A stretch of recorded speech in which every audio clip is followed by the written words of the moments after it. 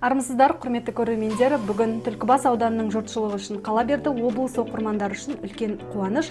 Өйткені Шамшырақ қоғамдық саяси газетінің журналисті, Қазақстан Республикасының журналистер одағының мүшесі, сүйікті жазушымыз Орынтай Өксікбайұлы 70 жасқа толып отыр.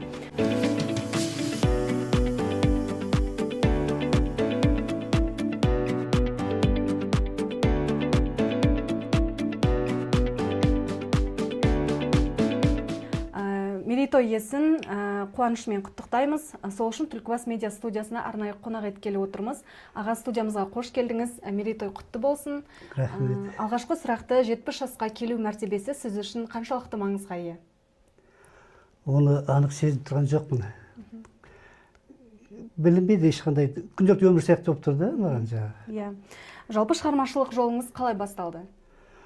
Сол мектепте жүріп, әуестікпен жаңағы өлең жаздым, қара кезектер шығардым. Солай жалғасып кетті ғой.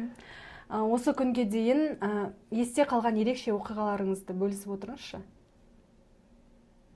Журналист ретінде, жазушы ретінде?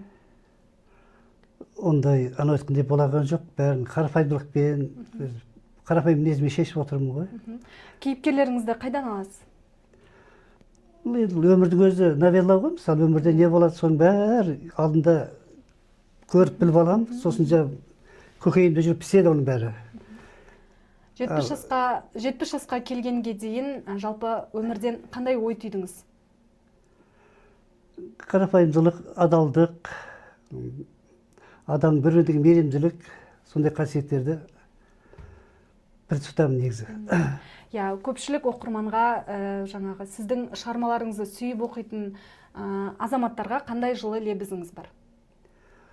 Мен айтам, рахмет, оқып тұрғандарына рахмет, түсініп, бәрін, кейде кемшіліктер айтқанға да рахмет, бәрін түсіністікпен қараймын ғой негізі. Орынтай аға, мерейтоймен тағы да сізді шын жүрегімізбен құттықтаймыз. Аудан жаңалықтары үшін, аудан өмірі үшін айтарларыңыз, жазарларыңыз таусылмасын. Құрметті көрермендер, біздің сұхбатымыз осымен аяқталды. Келесі кездескенше аман сау болыңыздар.